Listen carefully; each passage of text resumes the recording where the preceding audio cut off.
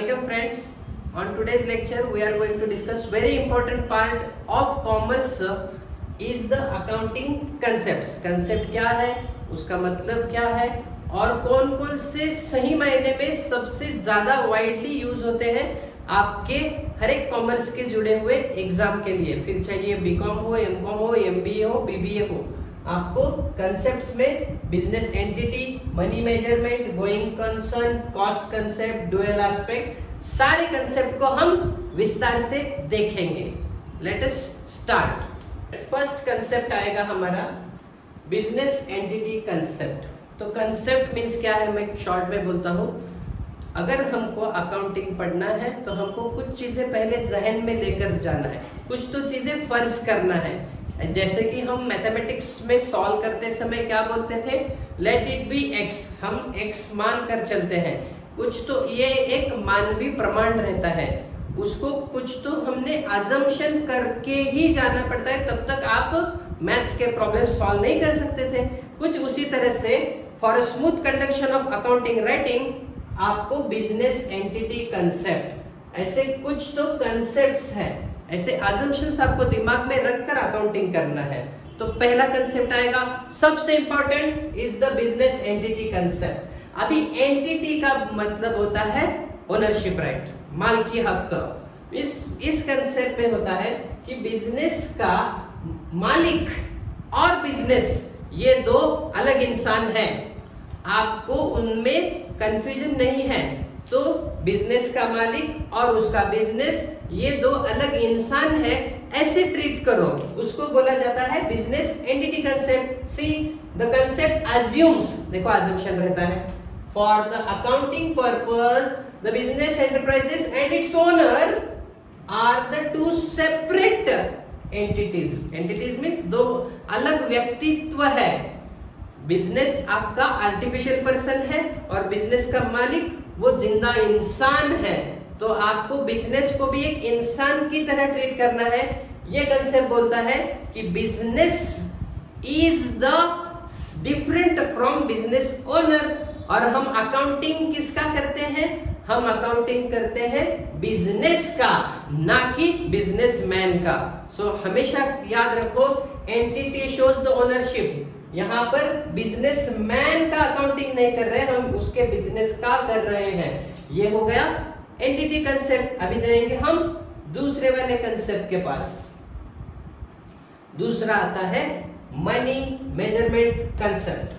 Money measurement concept, इसका मतलब आपको जो भी बिजनेस करना है उस सारे बिजनेस का जो आपको रिटर्न आएगा, आप जो आदान प्रदान कर रहे हैं, जिन चीजों से डील कर रहे हैं, उस चीजों को आपने पैसे में नापना ही है. So this concept assumes the business transaction must be in terms of money of that respected country.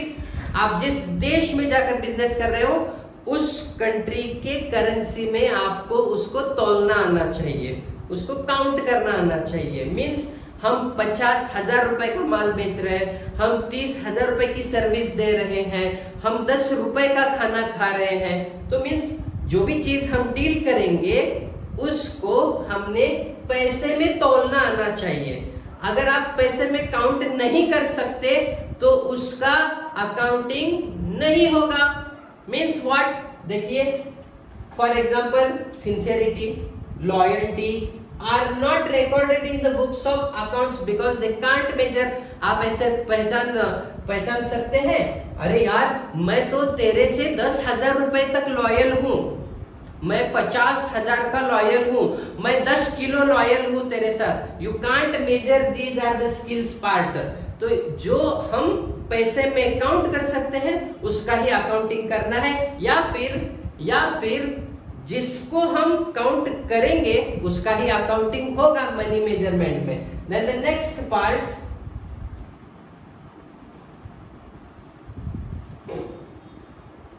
ये थोड़ा मजेदार है दोस्तों, गोइंग कंसर्न कंसेप्ट. तो इसके नाम में ही है, गोइंग चलते जा रहा है, चलते जा रहा है, चलते जा रहा है.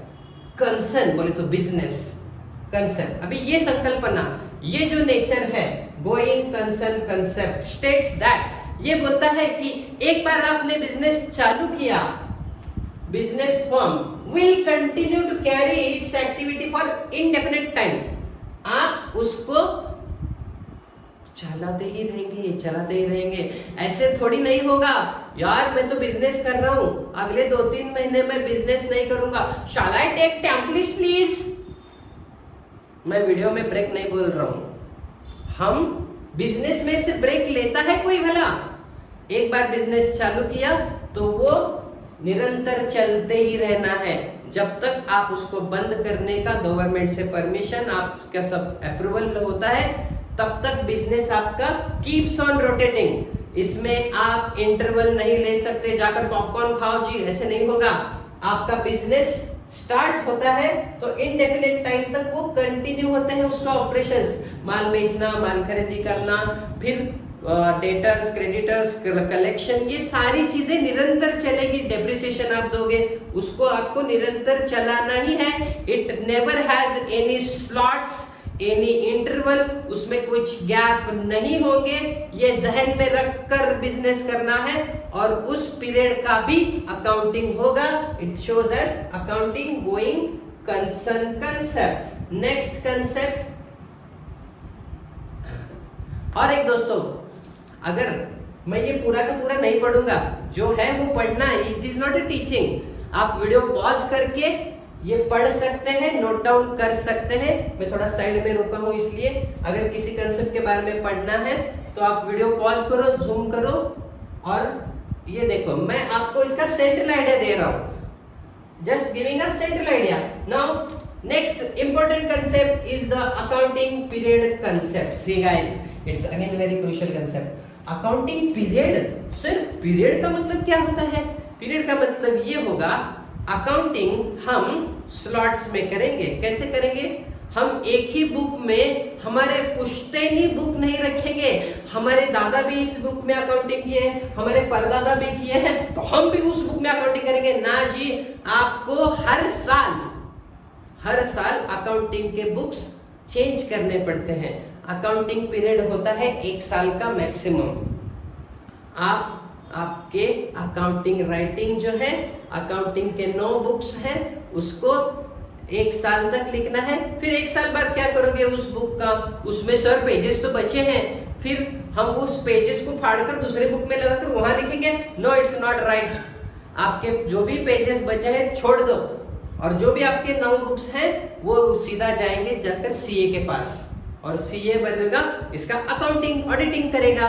फिर आपके पास दूसरे बुक्स आने हैं, तो जैसे आप चौथी कक्षा से 5 होकर 5वीं में गए हैं, आपने नए सेट ऑफ बुक्स लाए हैं हर साल, वैसे ही अकाउंटिंग पीरियड है। आपको हर साल अकाउंटिंग के नए बुक्स करने पड़ते हैं। It is also called periodicity concept. It all the transactions are recorded in the books of account, assumption that the profit of the transaction are ascertained for the specific period। इसका specific period ज्यादा से ज्यादा 1 साल होगा। This is known as the accounting periodic concept। तो next concept आएगा हमारा accounting cost concept। तो यहाँ देखो, ये cost, अभी जो नॉन कॉमर्स लोग हैं उनके लिए cost and price those are sound same, लेकिन हमारे यहाँ जब हम कॉमर्स के जब मूलभूत सिद्धांत पढ़ते हैं उसमें कॉस्ट का मतलब क्या है अच्छे से पढ़ो। It states that the all assets are recorded in the books of accounts at the purchasing time. जब आप परचेस कर रहे थे उस टाइम पर उसकी क्या कीमत है वही लिखना है आपको। मान लीजिए आप जो ये स्क्रीन दिख रहे हैं, मैंने लेते समय वो 80,000 का लिया था, आज इसका वैल्यू कम से कम 50,000 है, इसका वैल्यू घट गया। तो मैं अकाउंटिंग करते समय मैं 80,000 लिखूंगा, और आज का वैल्यू क्या है 50,000। तो आज का वैल्यू, मार्केट का वैल्यू, आज का वैल्यू बोले तो इट्स मार्केट प्राइस, तो इसके मार्केट वैल्यू से मैं वैल्यूएशन नहीं करूंगा। मैंने कितने में लिया था 80,000 में, बस उस पर ही डेप्रिसिएशन चार्ज करते बैठूंगा। इसका वैल्यू कम भी हो सकता है, ज्यादा भी हो सकता है। तो मैंने कौन से वैल्यू रिकॉर्ड करना है? The value at the time of purchase, उसमें ऐड क्या होगा? ट्रांसपोर्टेशन, इंस्टॉलेशन चार्जेस ऐड होते हैं। एंड यहां से अच्छे से जूम करके देखो, not at its market price, market price पर नहीं लिखना है। जिस टाइम पर आपने उसको एक्विजिशन किया है उस टाइम का ही कॉस्ट लिखेंगे। It is called as accounting cost concept. अगर नहीं समझ में आ रहा है तो थोड़ा वीडियो स्लो कीजिए, बैकवर्ड कीजिए, फिर से सुनो। नेक्स्ट कंसेप्ट आएगा हमारा डुअल एस्पेक्ट। सी गाइस, तो ये तो अकाउंटिंग की जान है। क्या है जान?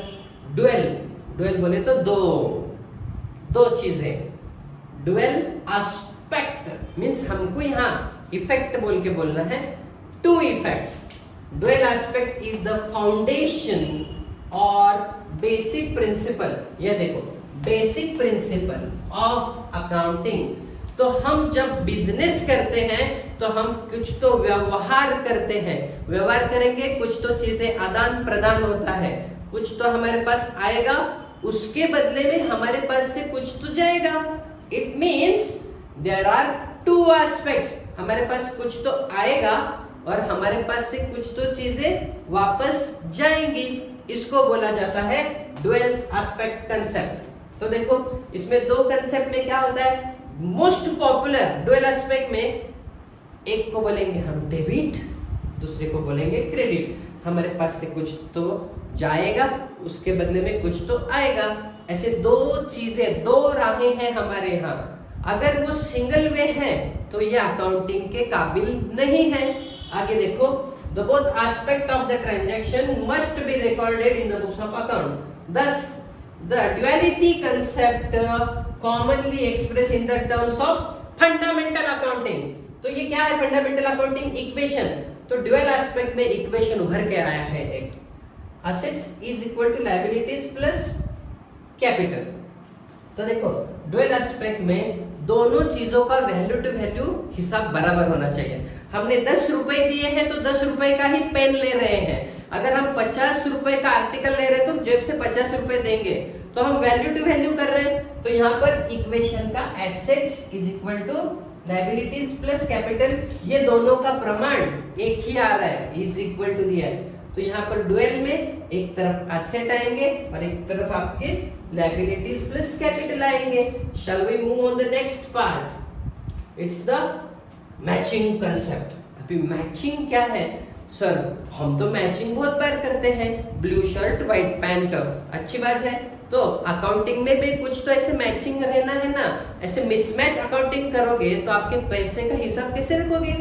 Matching concept states that revenue and the expenses incurred. आप जो भी पैसे कमाना चाहते हैं उसके लिए पहला कुछ तो लागत मूल्य, आपको पहले पैसे खर्चा करना है, फिर उससे इनकम जनरेट होगा।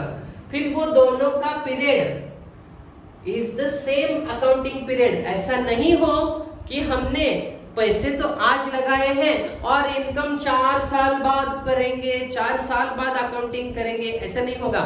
देखिए, बिजनेसमैन जब इनिशियली बिजनेस बिल्टअप करता है तो वो बहुत सारी मशीनरी, इक्विपमेंट, फर्नीचर, बहुत सारा माल लगाकर क्या करता है? बिजनेस स्टार्ट करता है। फिर उसको उससे आमदनी जो आएगी वो इमीडिएट आना चालू होगा। भले थोड़ा होगा, कम होगा, लेकिन कम पैमाने पर भी होगा, लेकिन उसी सेम अकाउंटिंग पीरियड में आएगा। वो ऐसा नहीं करेगा कि मैं 2017 को बिजनेस स्टार्ट कर रहा हूं और 2025 से मैं इनकम कमाना चालू करूंगा तो 2025 में मैं अकाउंटिंग करूंगा। नहीं जी, आपका पैसे खर्च करने का और पैसे रिवेन्यू लेने का पीरियड सेम ही होना चाहिए, the same accounting period. So once the revenue is realised, आपको जब पैसे मिले हैं, the next step is to allocate the relevant accounting period. तो आपको इसी साल के इसी अकाउंटिंग पीरियड के खर्चे पर वो इनकम हुआ है, ये बोलता है हमारा matching concept. Okay, the next concept is the realisation concept. तो पहले रियलाइजेशन का मतलब समझो। Realisation means to convert in cash, पैसे मिलना, बेचना, सेल करना।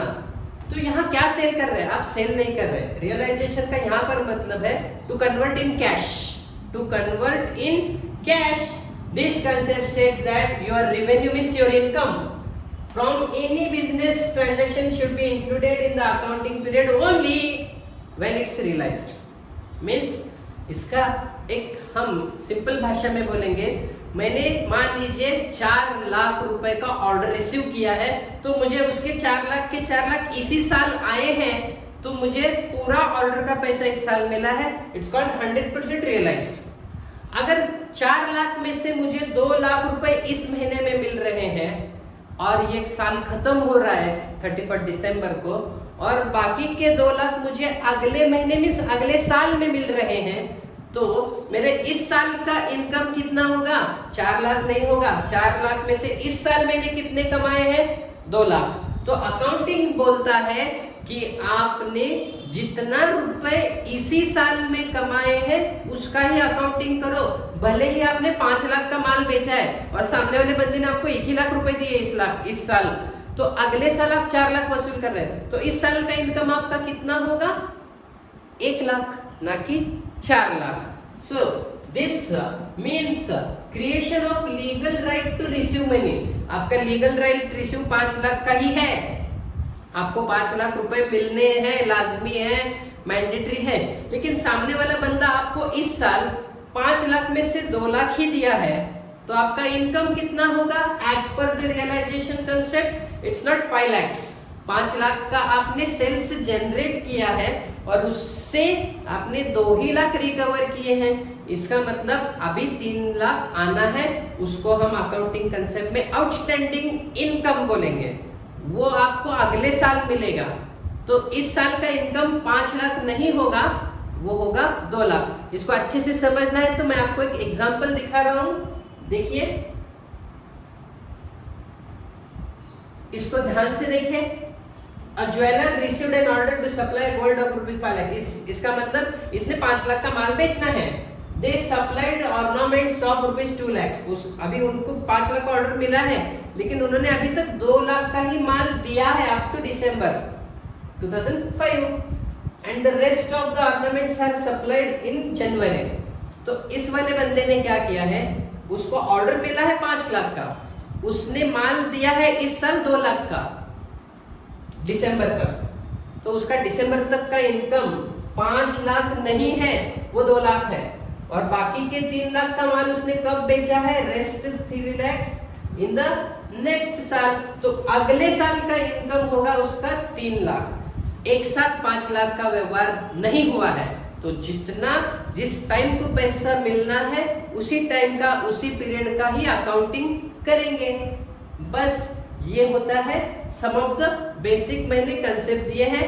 अगर आपको बाकी के कंसेप्ट्स भी पढ़ने हैं तो आप मुझे कमेंट बॉक्स में कमेंट कर दीजिए, मैं सारे कंसेप्ट इससे डिटेल मैनर में बोलूंगा।